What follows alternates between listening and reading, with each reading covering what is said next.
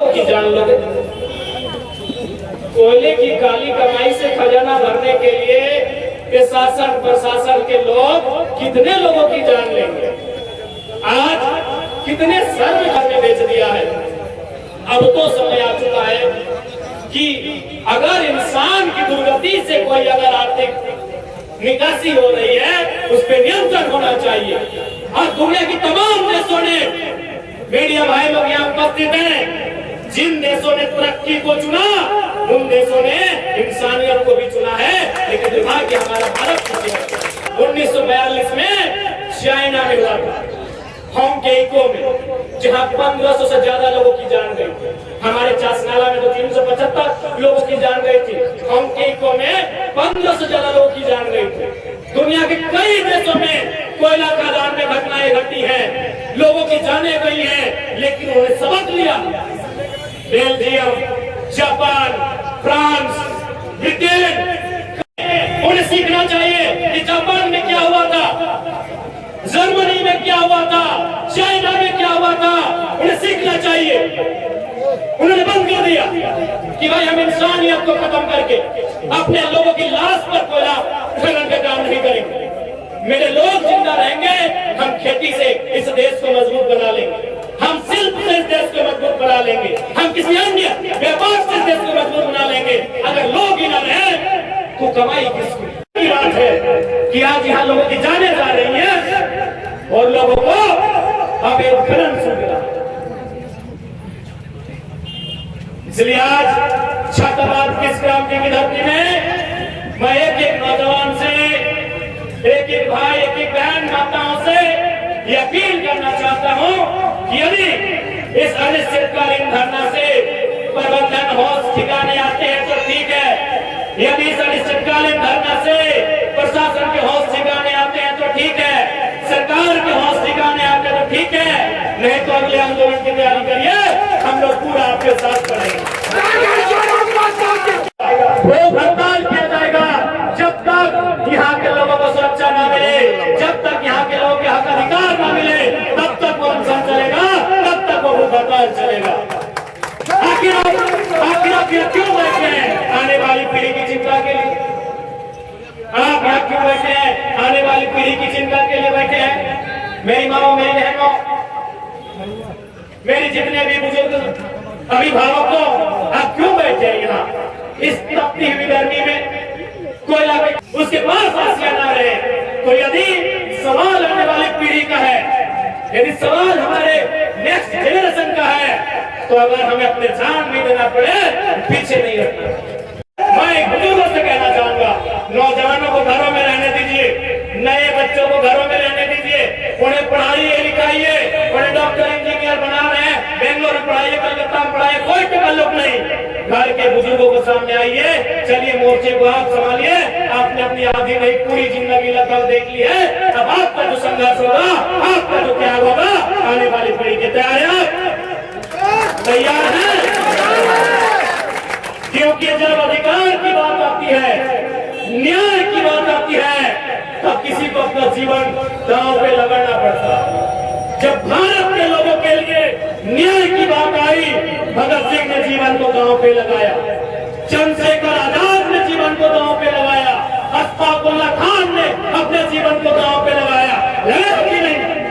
तब जाकर हिंदुस्तान आजाद हुआ। कराची में जो हो रहा है वो धनबाद में होने में समय नहीं लगेगा। इसलिए मांगे जायज है। वो जमीनें जहाँ भूनासान हुआ है, वो जमीनें जहाँ हमारे घर जमीन के नीचे चले गए हैं, वह हमारी संपत्ति है, वो हमारी संपत्ति है। जैसे आप नहीं कहते हैं कोयला सरकार की संपत्ति है, जब कोयले पे कोई आंच लगाए तो आप एफआईआर करते हैं, तो जमीन भी हमारी संपत्ति है, वह सेना हमारी संपत्ति है।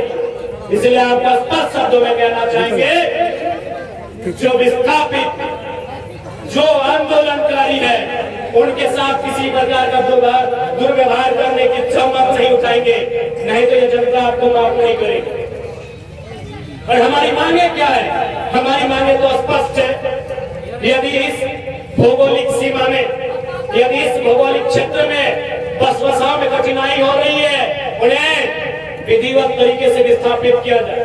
रोजगार के साथ, सुरक्षा के साथ, तमाम सुविधाओं के साथ, जिस प्रकार हमारे घर थे, जिस प्रकार हमारे गांव थे, जिस प्रकार हमारे पास रोजगार के साधन थे, उसी प्रकार हमें पुनर्स्थापित किया जाए कि मजबूरी में काम करने का आपको कोई अधिकार नहीं है। स्पष्ट मांगे हैं। नीचे कर लो, नहीं नीचे करने में क्या के लिए आपको राष्ट्रीय होना पड़ेगा, नहीं तो आने वाला दिन लगा आगे लगा तो रुकेगा और इसकी जवाबदेही आपकी। नीचे मेरे नौजवान, मेरे भाई, मेरी प्रधान सीमाएं बहने, मेरे अभिभावक, मैं आप सबों को स्पष्ट कहना चाहूंगा कि यदि चूंकि अगर सीधी अपने से भी निकलता है तो ठीक है, नहीं तो अगले चरण की आंदोलन की तैयारी करें, हम लोग आपके साथ रहेंगे। और मैं बिल्कुल धरना ही नहीं, अगर भूख हड़ताल भी हुआ, आपके द्वारा अनशन भी हुआ, तो मैं केवल हिस्सा नहीं बनूंगा, मैं भी अनशन रखने का काम करूंगा।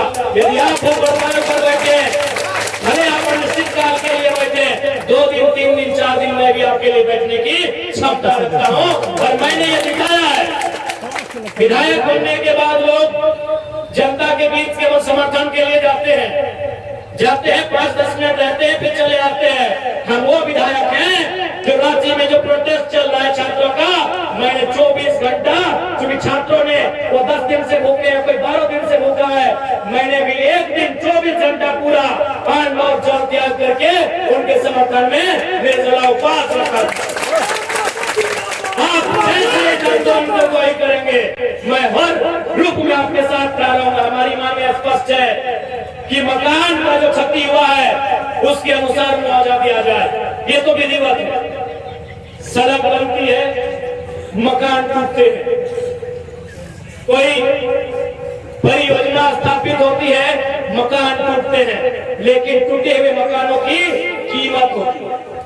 तो जितने भी मकान जमींदोज हुए हैं, जितने भी मकान क्षतिग्रस्त हुए हैं, उन मकानों की भरपाई उस मकान की आज की बाजार दर के अनुसार प्रबंधन को करना होगा। ये हमारी मांग है। आपकी भी यही मांग है ना? ये मंच की मांग है कि भाई जो बाजार का दर है आज के समय में, उस मकान का जो दर होगा आज के दर पर आपको ये सुविधा मिलेगी है। इसलिए आपको जायजा लेना चाहिए, परिस्थितियों का मूल्यांकन करना चाहिए कि लोग किस हाल में यहाँ जीवन यापन कर रहे हैं। और साथ ही साथ हमारी मांग है कि जो लोग घायल हुए हैं उनके इलाज का सारा खर्च, जिनको चोट लगा है, जो घायल हुए हैं, जो मूर्छित हुए हैं, उनके इलाज का सारा खर्च का वहन प्रबंधन करे, यानी बीसीसीएल करे। ये जवाबदेही लेनी।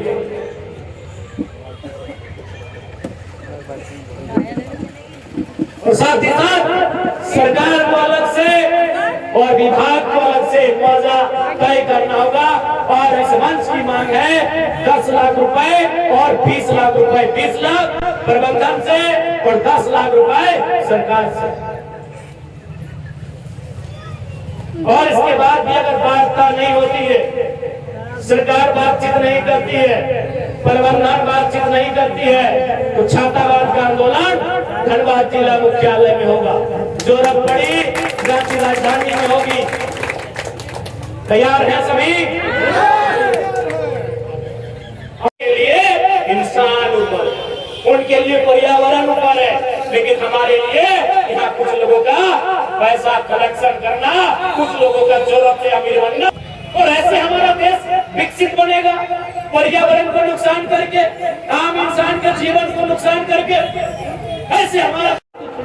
और मुझे उम्मीद है छात्रावास का हर एक नौजवान, हर एक बुजुर्ग, हर एक माताएं बहनें आज अपने अस्तित्व के बचाव की लड़ाई के लिए सक्रिय हैं और मजबूती के साथ इस आंदोलन को लड़ेंगे। और बिल्कुल घबराए नहीं, हौसला नहीं हारे, क्योंकि अन्याय कितना भी बड़ा क्यों ना हो, उसे मिटना पड़ता है। ये खून तो खून है, बहता है तो जम जाता है। अरे खून तो खून है, बहता है तो जम जाता है।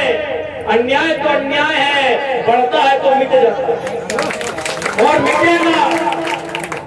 जुल्म मिटेगा।